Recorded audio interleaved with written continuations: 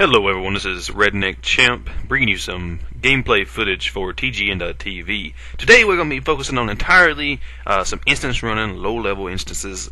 This one we're going to be looking at, which is two different runs, kind of compiled together as a small little montage, you could say, of Gnomeregan. If I missaid Gnomeregan, I apologize about that, but that's how I've always said it, and everyone ever knows, so if you follow me at all on my channel, you'll know that I have a sweet accent from the mountains of Appalachia. So basically within this instance here, we're going to be watching me level between, if I ain't mistaken, I believe it's 26 all the way up to 29. And by doing so, it helps me to be able to continue on leveling quicker, in my opinion. As a prop paladin as I am here, I really think it helps me to be able to go on quicker, because as a tank you have instant queues, which is the greatest thing ever. I think the longest I've ever had to wait is 5 seconds, because I actually timed it. 5 seconds was the longest I had to go.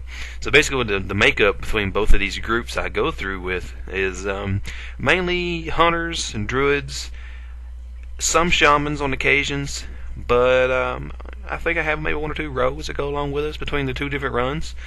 I have actually had a warlock most of my time of playing WoW, and doing this new paladin has been a completely new aspect for me as in the game. I always wanted a tank, I always wanted to try something new, but I always refused. I said no, I refuse to play a paladin. But I finally decided that, hey, you know, if I'm going to be a tank, why not be one that I can do some power leveling with, that I can do some instance running by myself, and be able to actually be successful with them and go along.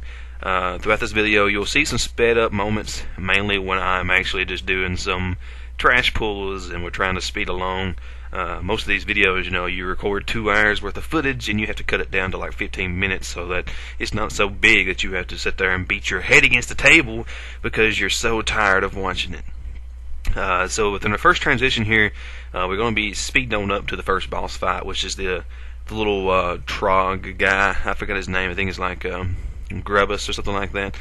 I have been completely absent-minded lately here, and I forgot that I could use glyphs already at this lower level, so that's what I was kind of looking at there. It just kind of dawned on me while middle of this instance, heck, you know, I can have glyphs right now. I could have a better running tank if I just had some glyphs to help out some cooldowns and stuff. So, but the coolest thing that happens here, and you'll see it, is because one of the people who's running with us during this time here, I convinced him to run inside the cave as the little gnome who I'd love to kick through the wall is I convinced him to actually walk into the hole as she's blowing it up, and I told him he walked way back in there, you know, and as soon as the rocks collapse, you know, it instantly kills you if you're in there.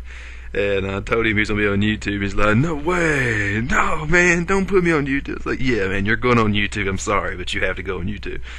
I'm frapsing this all, and that was like the best part, so everybody was like, yeah, put this on YouTube. Half of them was like, I'm going to be famous, I was like, God, you don't follow me at all on my channel then. But hopefully you all will like this stuff. Hopefully TGN will be able to help me out with getting more views, as they are so well promoted for, and get more views. But basically with the first fight, as in all low level dungeons, it's all a tank and spank. He comes out with his little crocodile, I think it is Buddy, and you just you know, jack their world up, man. There's nothing to it. They never are with low levels. You basically just go into it, you just hold aggro, and you hope that your hunters and your warlocks and your mages, who all have their little pets out, you're hoping and praying that they have their pets on defensive instead of on aggressive. There's actually a hunter or two that I've run with here lately who, and if you watch my videos on my channel, you see some of that footage. They have their pets on aggressive. I can't even get aggro off of them because their pets are on top of the mob before I can even get there. So it's so hard at this lower level to keep aggro off of them, especially when they run and pull like a huge pack of people. At this lower level, Concentrate is so mana inefficient. It burns your mana. It's like 200, I believe it is anyway, it's like 200 and some mana to cast it without any type of talent points in your protection tree to lessen that. So it's so mana inefficient. and I can't wait to get level 31. I'm like one level away. I'm like half a level away from 31 when I can get a new talent, and I'll be able to actually start speccing into Consecrate now. I went for Righteous, the Hammer of Righteous, instead of Consecrate because I said, well, you know, this is so much better. This is the epic tanking ability that I need. So this next little transition here is basically we just jumped down from the top, trying to get quicker. You can bypass so much of this trash if you just jump down. Try to land on one of those gears or one of those cogs or mounds of dirt sticking up, whatever they are down there. Try to land on one of those to keep yourself out of aggro in these mobs. We died a couple times later on in the run by falling right on top of some mobs.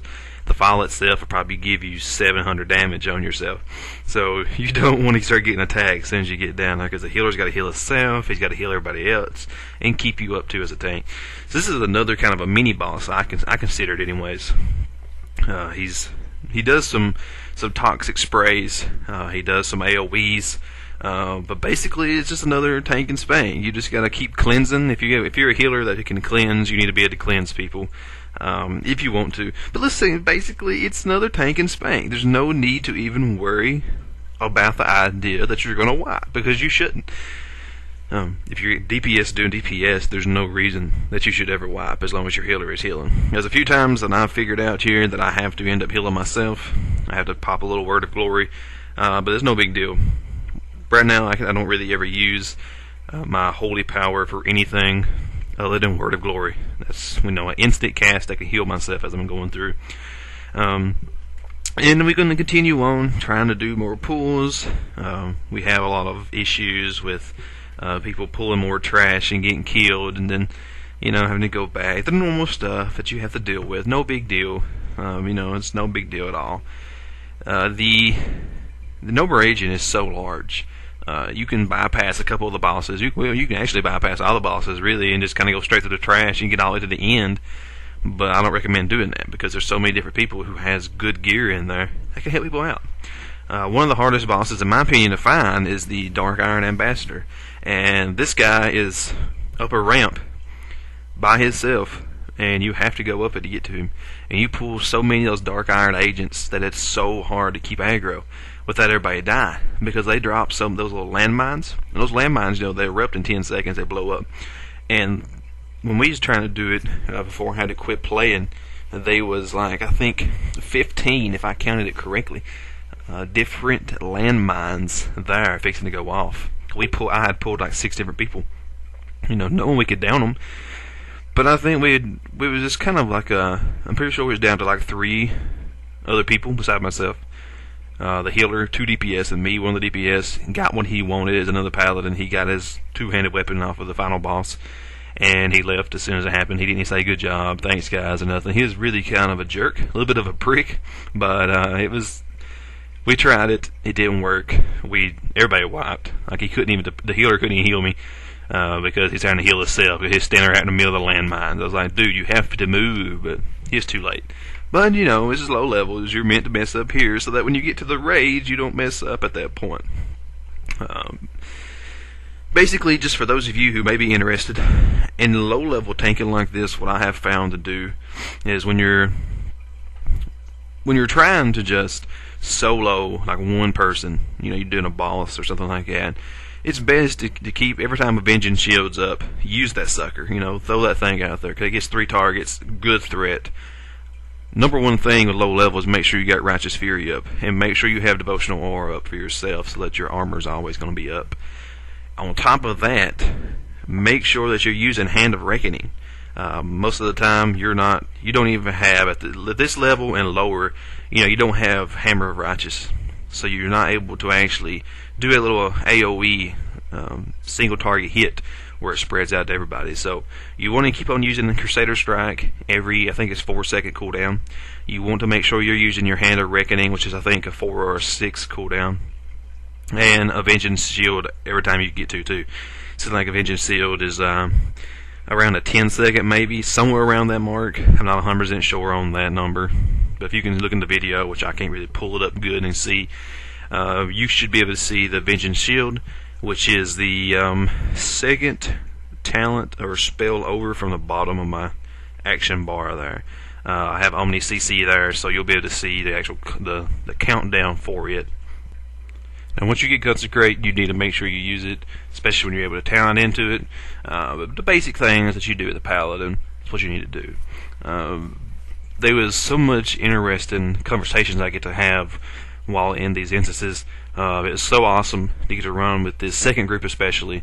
They were so into the fact of trying to do their best, even at a low level, in order to be able to expand their knowledge and continue on to level 85 and be able to go to a raiding guild and be able to do good at whatever they choose to do. These guys were absolutely amazing people to work with during this run. And if any of you know, as being a tank or being a healer, it's so good to have people in a group like this. So many times as a pug in a low level, you'll have those douchebags who just flat out go, I don't care, I'm going to pull what I want to pull. I had this priest who decided he wanted to say that he could do more than I could, that he could tank more than I could. As a priest, he said, my power word shield does better protection than what you do yourself. So I was like, okay, that's fine, So I sat back, I relaxed, I said, alright, I'm going to chill. So I let him pull about 10 mobs. He thought he was the man, he thought he could do it. Being a squishy cloth-wearing priest.